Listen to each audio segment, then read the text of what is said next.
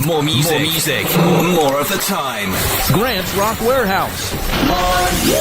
Good evening, everyone. Yes, we're back again. And we ain't stopping. You guys have the best music. Turn it up!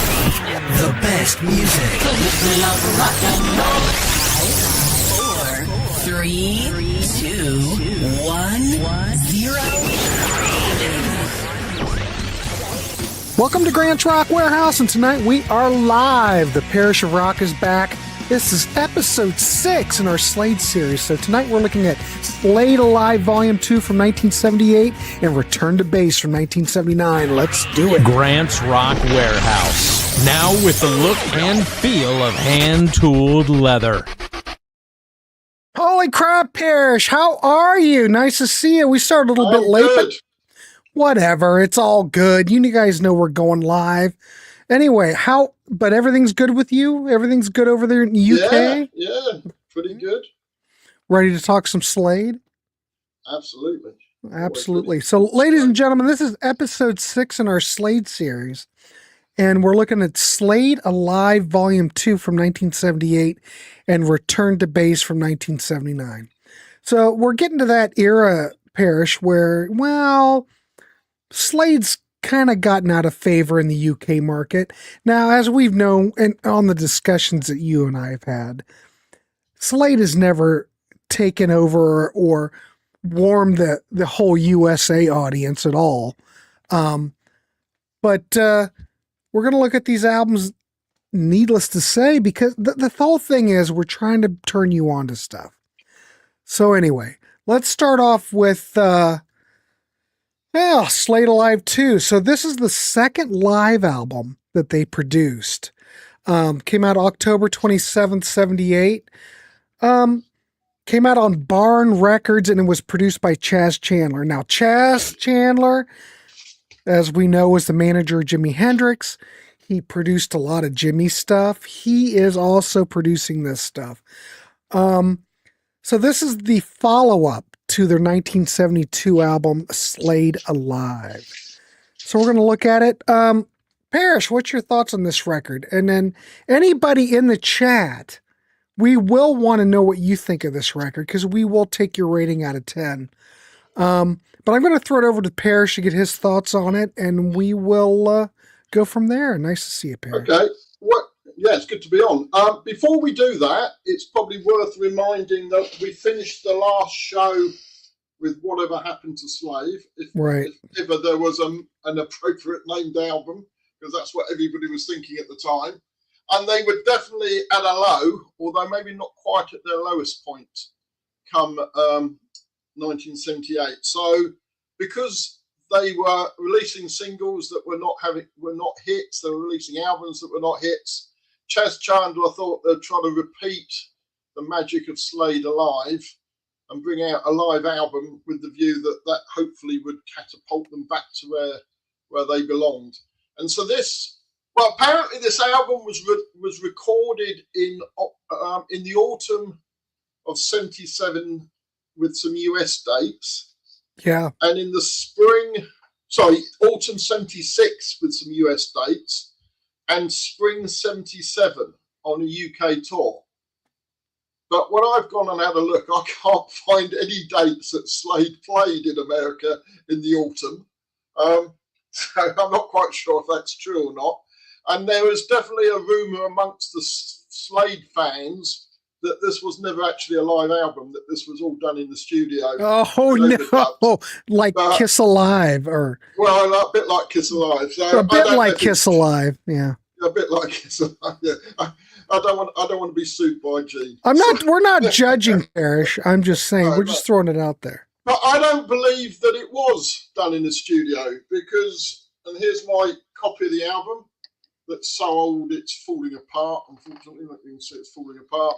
But this is well played. I mean, I got this at the time, or near as damn it at the time. And I loved it then. And I'd even go as far as to say it's definitely my top 5 favourite live albums of all time. Even above Slade Alive? even above Slade Alive. All right, there you go, ladies and gentlemen.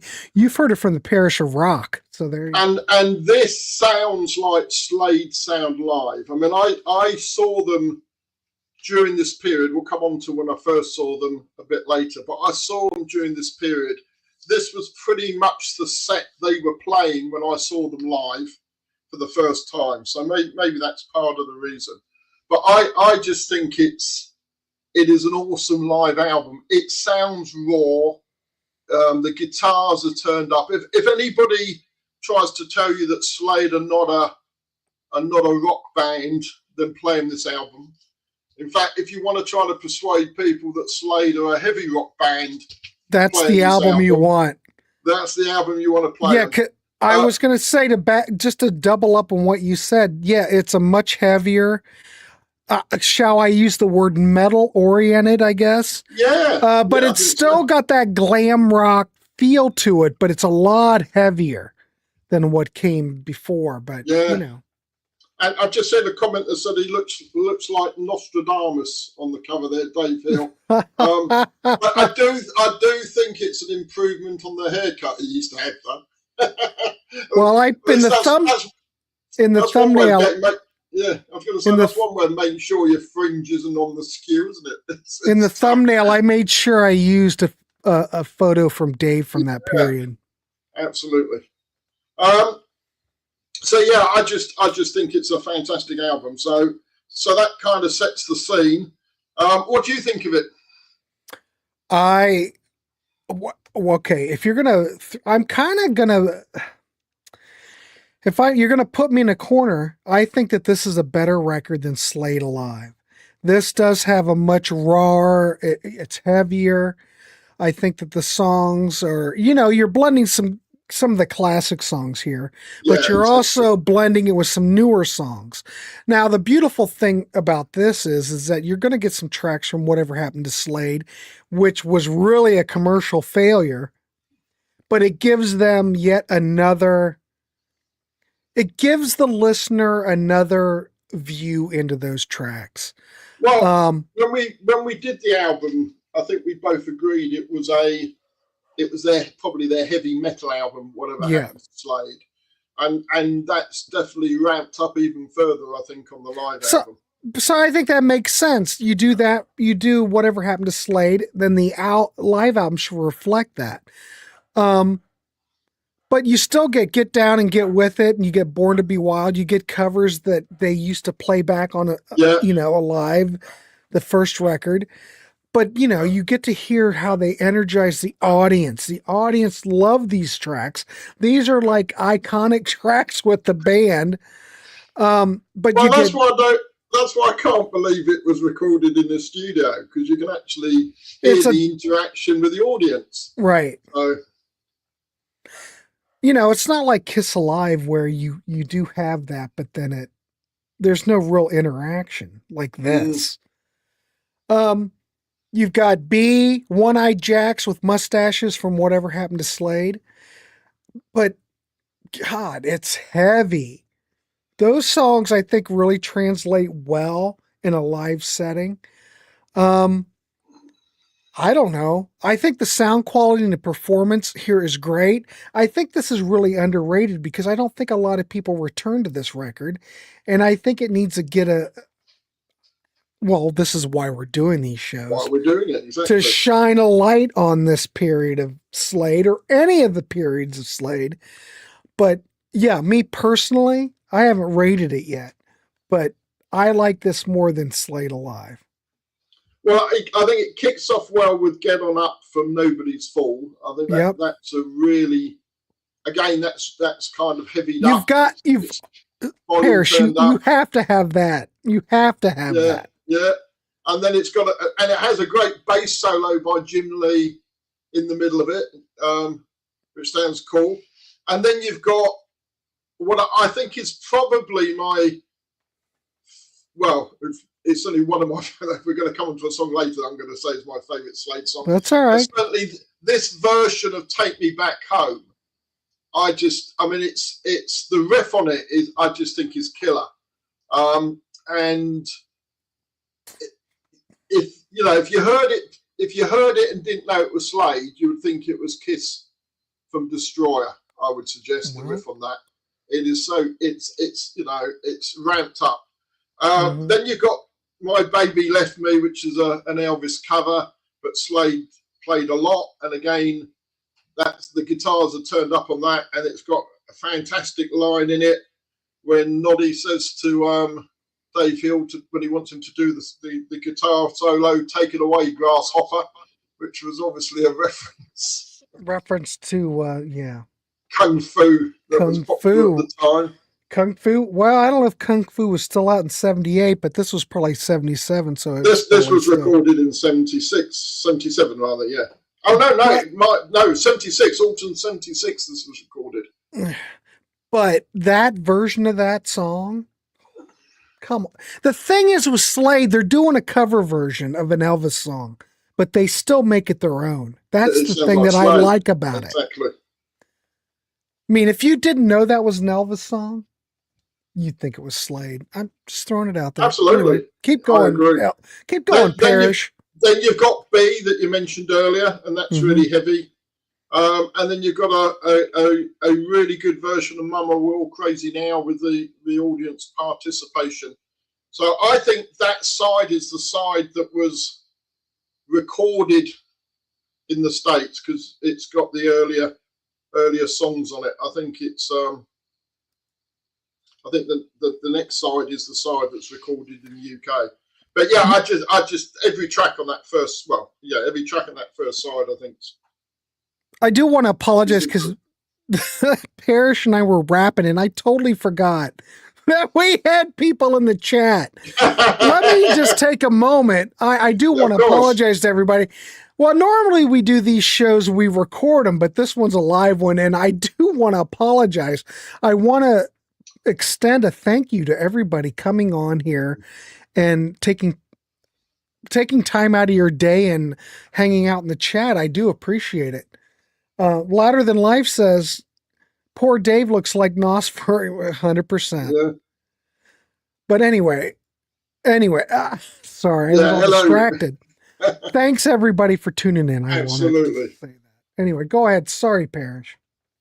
No, that was just me doing side one. I don't know if you've got anything to add. No, I think that was pretty good. Go on to side two. Side two then kicks off with Burning in the Heat of Love, which is another really heavy song. Again, from Whatever Happened to Slade. You then got Every Day, which was a number 2 hit in the UK. So that, again, I think a really good version of that. Goodbye to Jane. Live is to be heard. It's again a lot heavier than the single. One-Eyed Jacks with moustaches, where he gets the song title from, I have no idea. It's a crazy title, but it works on the live version, don't you think? It does, yeah, absolutely. I love the song. And then and again, the riffing on that by Dave Hill is great. I mean, the drumming is thunderous by Don Powell throughout. Yeah. And then they finish with the song that probably nobody's ever heard of, called "Come On Feel the Noise." So never heard of that song ever. Never heard of that one, no. Yeah. But yeah, I just think it's a great live album, and is their best live album on one of my top 5 live albums. So there you go. I'll show it again. So Christian says Slade's always had an edge to their music that I love. I 100% agree. Absolutely. Well, Parish, I'm going to put you on the spot. Well, we're not really. Let's look. Well, we're looking at this album as it stands on its own. But how would you rate this? How would you rate this record? I'd give it a 9.5 out of 10. All right. I don't know how many people have heard this record. We're getting in that territory where not a lot of people are. I don't think there's many copies out there. It was recently included, I say recently, in the last few years, there was a box set of live albums released, and it was included in that. But they haven't yet done a complete remaster of it. Maybe that will come. But it's on Spotify and it's on YouTube, so it's not hard to listen to it. This is an interesting point. I will mention that West Coast Dave says, Jack White. Then listen. If you know Jack White, then listen to Slade and you can see where he got his sound. Any comments on that, Parish? Yeah, I don't know Jack White that well, so they're a huge influence on most people, so probably yes. Damn it, Parish! I put you on the spot. Damn it, you're supposed to know everything. All right, so what did you give? I'm just giving you shit. 9.5. Tim Henry of Music Life, he listened to it today. He's giving it a 7. You're giving it a 9.5. Yeah. Right. Okay. Well, 7's good on the first hearing. Yeah. Keep playing it, Tim, and you'll go up. Were those released in the? Al, I don't think. Well, I'd have to go look, but maybe the Parish knows. I don't. Well, I can tell you from experience. I've never seen either one of these records in a used bin or a record store. I'm not sure these even got a U.S. release. Maybe someone else knows, but I don't. No, maybe not, because it's on Barnes Records. As I say, it's available in a box set that came out a few years ago on BMG. Yeah, I've got that. That's a wonderful set. I should have pulled it, but it's kind of like a yellow cover, and it's yeah, it's a good one. Marlon's going 9.5 out of 10 Parish. That's nuts. Well, Marlon. No, Marlon's right, because he probably thought I was going to give it a 10. So I can understand. Well, there's probably saxophone on it. Maybe we don't hear. I think it's the lack of hair. I think that's probably why I took off. Probably alienates him. All right, we got Louder Than Life's coming in with the 7.5. Now, like I said, if you've heard this record and you want to rate it, please do, because we're all about turning people onto it. Now, Jack White got his sound from the flat duo jets. Well, maybe. Christian, I never heard this record. Love the band, though. Well, this is why we do this episode. Tim found it at a record collector's convention. Oh, well, there you go. Tim, where are you located? Was it U.S., UK? Where are you, Tim? I don't know where you live. I'm wondering if you got it here in the States, was it a UK pressing? I guess that's my question. So we have a 7. Well, I gotta make sure there's no space when I tally this up. 7, 9.5, a 7.5. I'm gonna give this I like it better than the other one, and I can't remember what I gave it, but I'm gonna go ahead and give this I think I would be comfortable giving this like an 8.5. I can't remember what I gave the other one, but I somehow 8.5 Parish is calling my name. I'm definitely going to have to go and have a listen to Jack White then, aren't I? Yeah, Dave says, Al, there's more than one influence for sure. I watched Slade live on YouTube and found the similarity to Jack White. All right, well, we'll check it out. Nobody sounds like Kevin DuBrow, while vice versa. Well, no. But who's really a better singer, Noddy or DuBrow? Let's be honest. All right, Ash is coming in. Ash is coming in with a 7. All right. Again, I appreciate everybody coming in with a score. I mean, this is not like we're doing the Judas Priest catalog, which everybody knows. And, you have to be honest, Parish, a lot of people don't know this later catalog. So. No. Christian's going with Noddy is way better, 100%. Noddy's phenomenal. Noddy is better than DuBrow all day. I totally get it. All right, Tim, found it in Cincinnati, and yes, it had an import sticker from Mexico. I found it in Cincinnati, and yes, it had an import sticker. I'm in Mexico now. Okay, well, Tim, I'm all glad you're in Mexico now. I just wanted to know if it was a UK or... I just wondered. It did nothing. It did nothing. It did nothing anywhere, Ash. It did not do what it was set out to do, which was try to rekindle interest. Yeah, so there you go. Let's see, where are we at? All right. Anybody else have a score that I haven't recorded yet, since we're keeping this open and keeping it real? Anybody else have a score? If you do, give it to me and then I'll tally it up. I mean, we're going pretty deep here in the Slade. It did nothing, not surprised. Marlon.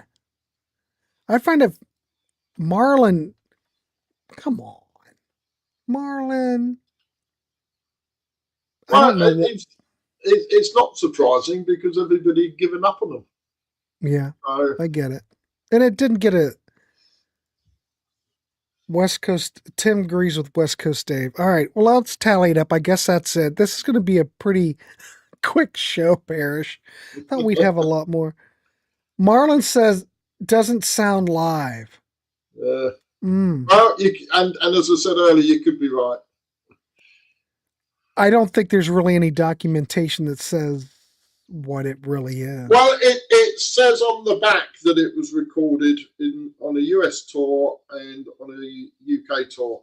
And I can't believe for a moment that Noddy Holder would try to mislead us. So I can't imagine. sure. I can't imagine it at all. Slade Alive 2 got released in Australia around 85 with the first album as a 2-for-1. In 85, after all that time. All right. Tim says it sounds live to me. I mean, when I listen to it, ladies, gentlemen, it sounds like a live record to me. You could listen to Kiss Alive and it sounds live too. So, and we all know that the only thing that's live on Kiss Alive is Peter Criss's drums. All right, well, let's tally this up. All right, we got a 7, we got a 9.5, we got a 7.5, an 8, and a 5, and a 7. Let's tally. We come up with the 7.9. I'm happy with that. It's not a very, we don't have a lot of people weighing in, but hey, whatever, it's fine. I'm pretty happy with the 7.9. We've got more people weighing in that actually bought the album, I think. So I think so. So I won't worry about that. All right, so I'm pretty sure the Barn had some serious distribution problems pretty much from day one. That could be part of the problem, and I don't think that Barn distributed this album here in the States. That might be a problem too. Not like Slade ever took off.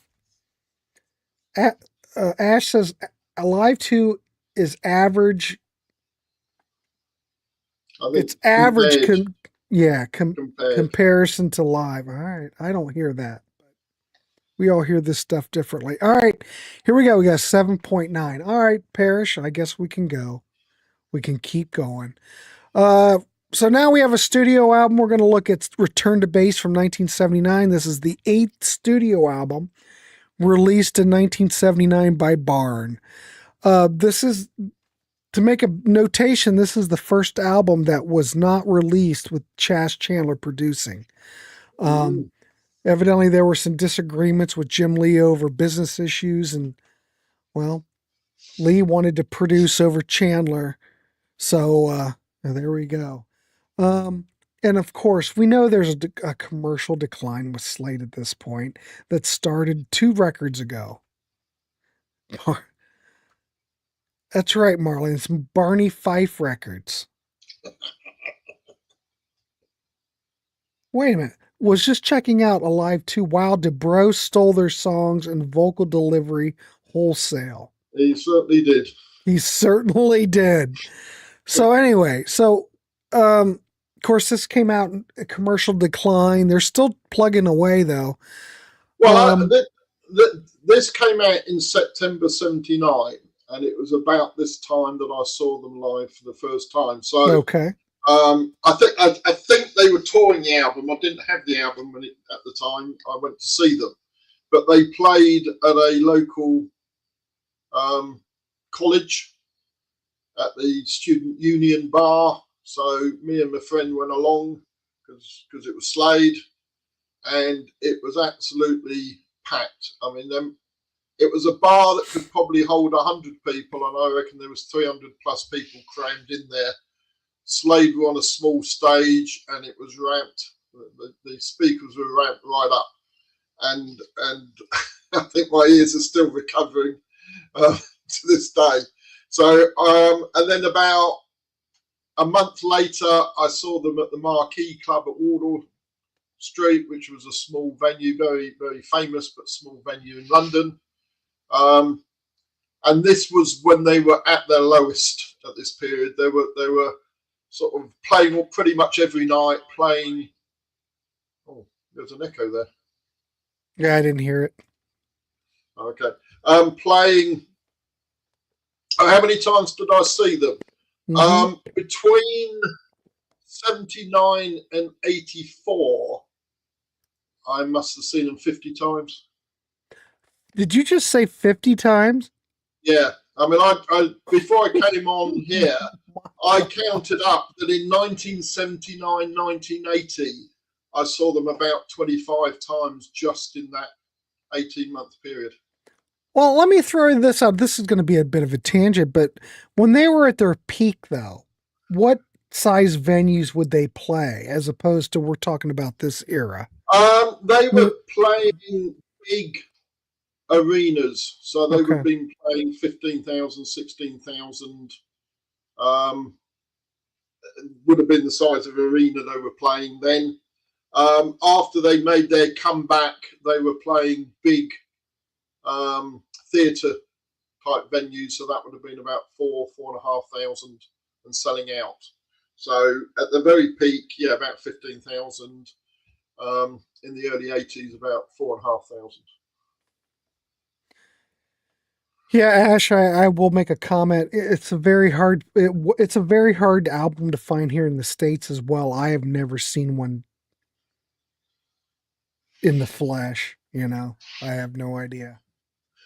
So as I say, I saw them live for the first time. Went and saw them again a few weeks later, and on the way, well, it wasn't the house band. They were the house band.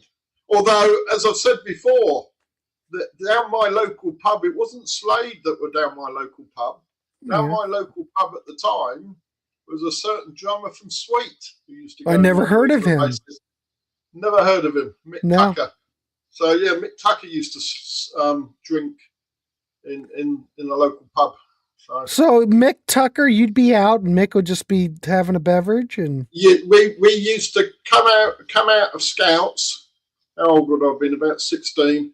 Yeah. Come out of Scouts, and we would walk past the Feathers pub in Rickmansworth, and if there was a big red sports car in the car park, we'd go in because we knew that Mick Tucker was in the.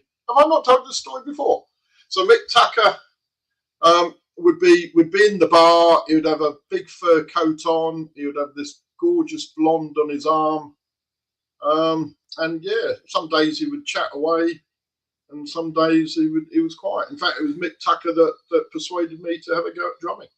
Oh, so Mick was a Slade fan, obviously. Maybe. I don't know. Or you think he was just at the bar drinking? I never spoke to Mick Tucker about Slade. I only ever spoke to him about Sweet. So,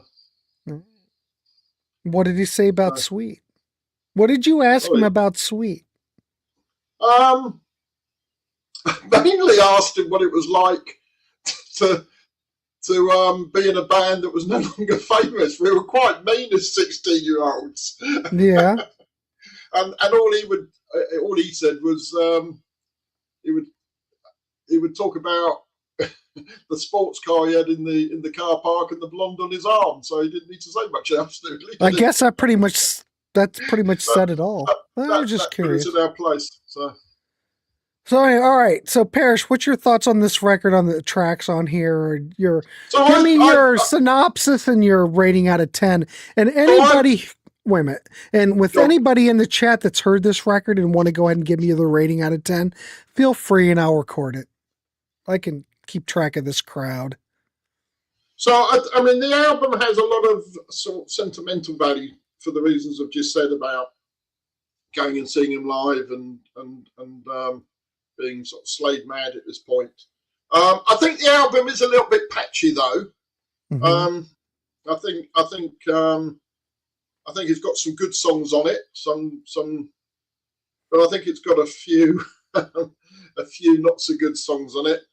Being in a band doesn't. Yeah, he's absolutely right. But to me, it kicks off with what is probably my favourite Slade song, which is "Wheels Ain't Coming Down." Which, I made a note of that track. Go ahead, Parish. Which the first time I heard it was when I saw him live at Brunel University, and you get the sound of the plane sort of flying over through the speakers, and then they kick into it, and I think it's a brilliant song. Not typical Slade in its lyrics. For those who haven't heard it, it talks about a flight that they took in America where they thought they were going to crash, hence the title of the song. So it's a real life story, but I just think it's an excellent song, and certainly from this point onwards was in their set right up to when they split up in 1990, and was always played live, and in fact you listen to I think it's on Slade live at Reading and a number of other live tracks as well.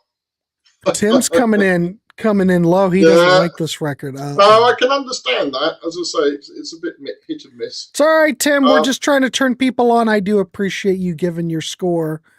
You know, I don't want to candy coat anything. I just want people to be honest. So I think it kicks off with a killer track. Hold On to Your Hats is a bit pedestrian, but quite fun.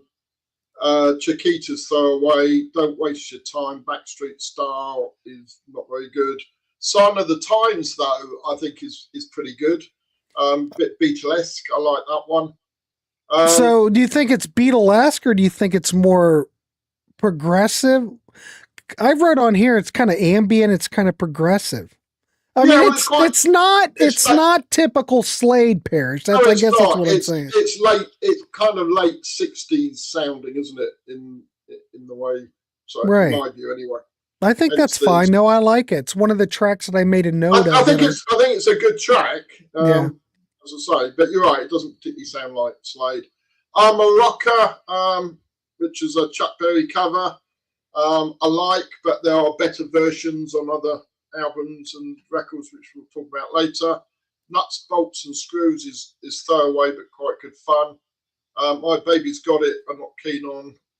I'm Mad is not that good. Let Me Love Into You is average. And then Ginny is quite good. So as I say, hit miss, certainly not up to the standard of the previous few albums. I think there was probably a split between them and Chas Chandler because they wanted to get something out, and Chas Chandler probably didn't think it was good enough. It would be my view. I don't know. When I listened to it, of course, we've mentioned that it's a bit of a spotty record. I mean, Wheels Ain't Coming Down's great. Sign of Times. I love the experimental aspect of it. It's a little bit ambient. It's way different than you would expect from any other Slade record. But again, I don't mind Slade pushing the boundaries a little bit. Growing outside of their, going outside their wheelhouse. I don't have a problem with it. Ginny, very melodic. I like that track. I'm a Rocker. I don't even mind the Chuck Berry rocker on it. It's fine. But I think just between us, Parish, I'm not talking to anybody in the comments. I think we could have probably used Chas Chandler production on here. I think we could have done. I think, though I don't have a problem personally with Jim producing, but I think they needed someone on the outside look, you can't argue with the success that they had with Chas producing. I just think it probably would have been benefited from Chas Chandler producing this. What do I know? I'm just a monkey. I have no idea. I think Chas Chandler would have had more of a filter on some of the songs, as in would have chucked them out. Well, this is a good point. Webb says, why go experimental in 1979? Don't get the timing. Burned out, maybe? I don't know what you thought. Do you think Slade was burned out by this point? maybe at the concerts, I would say at the concerts, pretty much everybody that was there was a punk. So that seemed to be the crowd at the time. But they weren't selling anything. Maybe they thought by doing something a bit different, they might get a hit, do something that wasn't typical. I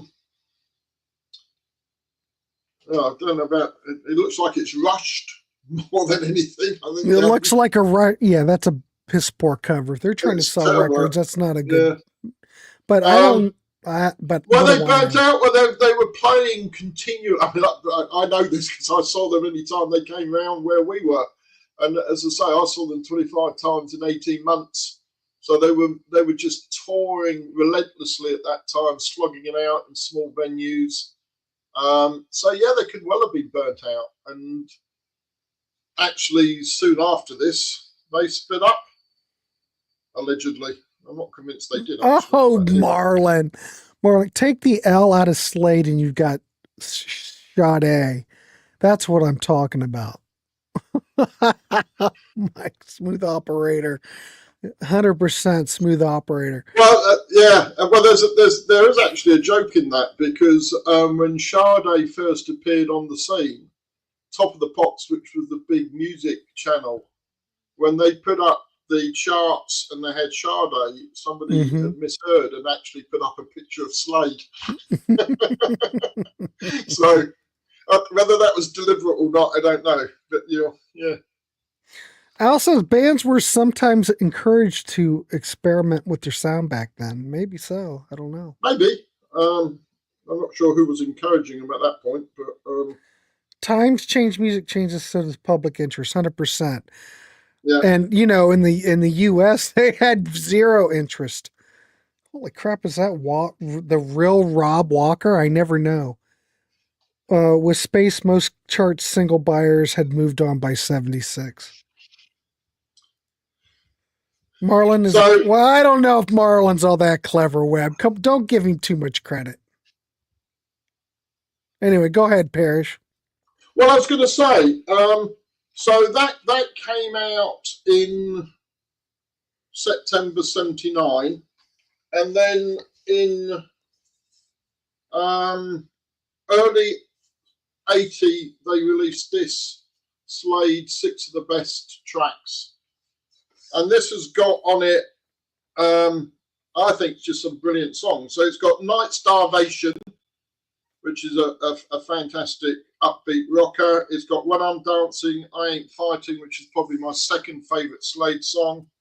It's got a heavier version of I'm a Rocker. It's got The Wheels Ain't Coming Down. And it's got 9 to 5 on it. And this is a really good EP that came out on Jim Lee's Brothers record label. So it shows you how far they've fallen. And what I don't understand is there's 6 months between that and that. Mm-hmm. And yet they could have, if they put all of these tracks on that album, that would have been a really good album. Well, maybe are you hearing an echo? No. Must be the headphones. Well, you might hear an echo. Hold on. You know what? Hang on. On echo cancellation because we had the listening party on Sunday and I have to play that in stereo. Now, when you broadcast in stereo using StreamYard, you can't have echo cancellation on. Webb says there's an echo. There probably is not an echo now because I put echo cancellation back on. Sorry about that, everybody. But you hear it now? Yeah, I certainly did. All right, cool. Anyway, so yeah, so this has got much better tracks on it. I just don't understand, and they must have had these at the time because they were playing them live. I remember when I saw them in '79. They were playing when I'm Dancing, I Ain't Fighting, and 9 to 5. So they had the tracks, but for some reason didn't put them on this album, which is odd.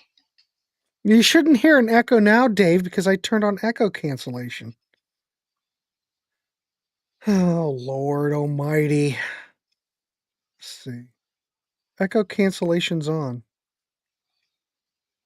Shouldn't be anything. I don't know. Maybe it's just a space-time continuum problem. So anyway, he's all good. Okay. So Parish, what would you rate this out of 10? It pains me to say it, but I'd Uh-oh. probably give it a 6.5, Oh, 6.5. which I think is the lowest I've given any Slade album. I'm looking at what I gave it. Oh. If I would rate this out of 10, I would probably you gave it a 6 point. You gave it a 6? 6.5. Christian says there's no echo. All right, we're good. We should be good because I turned on echo cancellation and that was my fault. 100% I fixed it, West Coast Dave. I appreciate it. If I'm going to rate this, I would probably rate this 6 out of 10. Picking up Webb's comment about you need a 7+ to investigate, I think that's fair because the best tracks on here appear on the We'll Bring the House Down album, which we'll pick up next time, and that's got better tracks on it. So rather than listen to this, I'd listen to the next one. All right, fair enough. So we've got a 2, a 6.5, and an 8. Anybody else know this record that can come in and weigh in here for our rating? This is we're doing such obscure Slade tonight, Parish. It's like no one has this. Well, I think this is the only copy in existence. I've never seen it. I don't know of anybody else that's ever bought a copy. All right, Ash is coming in with Ash is coming in with a 4.5. I accept that. That's pretty low, but that's okay. Yeah, it's not their finest. Marlon saw Trower last night. Still great. Only played 85 minutes. That's including encore. Well, think about it. Trower's not a spring chicken, ladies and gentlemen. That was probably one song, was it? Probably. All right. Well, I don't think anybody else is coming in with any of these scores. I think we can. So what was yours? What score did you give? I gave it a 6. Yeah. We're in the same. Yeah, I think that's fair. All right. Marlon's complaint was that too many newer songs were played. I'm assuming with the live album. Do you think that could be a concern? Or wait a minute. Maybe. He's probably talking about Robin Trower. Oh yeah, probably. Damn it, Marlon! You're supposed to keep on the subject. You're throwing me off. I'm fine with the guys. The guy's 80. All right. Marlon's in a separate conversation. I just disregard what he said. Christian hasn't heard it. All right, cool. Well, let's tally it up because a lot of people. What I would say though is that some of these songs came across much better live. I mean, I'm a Rocker comes across good. It's a good version live. Yeah. As an example. So, and as I say, if I was going to score it based on sentimental value, I'd probably give it an 8 or a 9 because it means a lot to me. Well, I want you to give me what you think it deserves. But musically, I think, and bearing in mind people are going to go off and have a listen and maybe even try to invest some money or whatever, I find it hard to give it more than a 6.5 based on musical merit. Cool. All right, let's tally it up because I don't think anybody else has heard this record, and we'll see what our average is. Ooh, Parish. 5.4. Yeah. Well, yeah, that's not unreasonable, to be fair. Tim goes, the album to me is not good. I don't think you'd want to start out with this record by any means, but if you're a completist, you could get it, but I don't even know how you can get it. When Parish and I were talking, the last show, I think I went out on Discogs and looked it up. it's not a cheap, the CD, if you can even find the CD, is expensive. And vinyl, I don't think it was all that cheap either. So after this album came out, no, I haven't seen Trower, to be honest. I would go see Trower, though. Yeah, maybe we should. Is Trower playing by you at all, Parish? Coming up or past? I don't know. I'll have to have a look. Have a look. He's touring, yeah. So after this album, they continued touring, and then allegedly at the end of July '79, they split up. The reason I say allegedly is that I saw them in August '89 and they hadn't split up. So I saw them at Dunstable Town Hall, which held about 1,000 people, and it was packed. And they were still playing live at that point. And it was about 2 weeks before their show at Reading.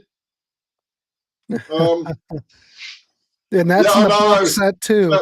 It's not, the balance isn't quite there, is it? I should go and see Trower. Well, you're causing Marlon to have a crisis. Yeah, well, it's fair enough, really. So yeah, I saw them in early August at a town hall which was packed, and then allegedly they'd split because Ozzy Osbourne, Blizzard of Oz, was supposed to play Reading, and he was injured, couldn't play. So they recommended Slade. Slade spoke to Chaz Chandler. Chaz Chandler spoke to the rest of the band to say, if you are splitting, why don't you split up on a high, or at a festival. Dave Hill refused to play. I don't know how they persuaded him, but they persuaded him to play, and it was the comeback concert of all time. You can see it there. That's the recently released live album from the tour. And then at that point,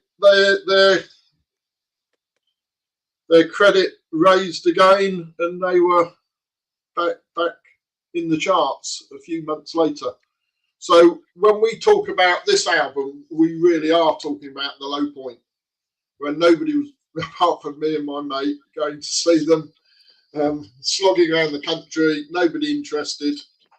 That Bob Geldof of the Boomtown Rats apparently went up to them after a gig at the Marquee and told them that they were stupid, they should pack it up because they were Bob Geldof actually said that to them? Yeah, apparently he told them that he couldn't understand why they would continue touring. Nobody was interested, they should just pack up. And that Marquee gig would have been probably 3-4 months before they made their comeback. So, damn you, Bob Geldof. Yeah, that's not very nice. No. All right, well, Parish, I think we can wrap this dog up. So we finished the low point, mm-hmm. But what's about to happen next is yeah. So what are we looking at next month? So there you go. There they are, Reading in August. There's Dave Hill. The photos of that gig, absolutely incredible. And I heard, and this is true. Joe Elliott was on the radio the other week, being interviewed. Joe Elliott, Def Leppard, and they said to him, "What's the biggest advice you would give any up and coming band?" And his answer was, "Don't follow Slade at Reading Festival." That was the answer he gave, because they came on afterwards, and the audience just booed them off stage. Well, there you go. So there you go. So even now, the best advice to any new band is don't follow Slade. So what's coming up next? What is coming up? What should we look at next, Parish? So we've got We'll Bring the House Down album, which was a kind of a mixture of new songs and some the better of the older songs. And we've then got Till Death Us Do Part, which is probably what the album Ash is referring to, which is their big comeback album, really, their proper comeback album, which is really good, I think. So yeah, we've got two better albums to come next. All right, cool. Tim says, I would not want to follow Slade or AC/DC. No, exactly. All right, so Return to Bass, we gave it a 5.4, and Slade Alive 2, we give it a 7.9. So if you want to go out and check those records out, hey, feel free. I wouldn't start out with Return to Bass. That might be something you would want to purchase if you're a completist. But, we're just trying to turn you on to this stuff. And, Slade's career, they had ups, they had downs. So we're just trying to shine light on that catalog, and hopefully you will get something out of it. If you ever have a chance to see Uli John Roth, go. All right. Does Slade have any albums in the 90s? No, their last they split in 1990. So yeah. All right, ladies and gentlemen. So there you go. Slade Alive 2 and Return to Bass. And yes, Cretan will be on. We're doing another live show here in 10 minutes. Cretan will be here, and we were looking at 2 more Styx albums. So we're looking at Cyclorama and the record. Now I'm going blank. The record that was all cover songs. So we're going to look at that. All right, Parish. Going from Slade to Styx. There you go. And is that even legal? Marlon's going Parish, keeping Slade relevant. Absolutely. Speaking of Cretan, there he is, ladies and gentlemen. There he is. Big Bang Theory. That's right. The brain. I'm live. My brain doesn't work all the time. Thanks, Christian. Thanks, everybody. Thanks, guys. Bad ones, I'll assume. I don't know. Maybe. Thank you, Webb, everybody. All right, Parish, I'll be in contact. We will get something together for August, and we will look at those 2 more Slade albums. All right, everybody. Thanks for tuning in, and we will see you here in 8 minutes. All right. See you, Parish. Thank you. Cheers.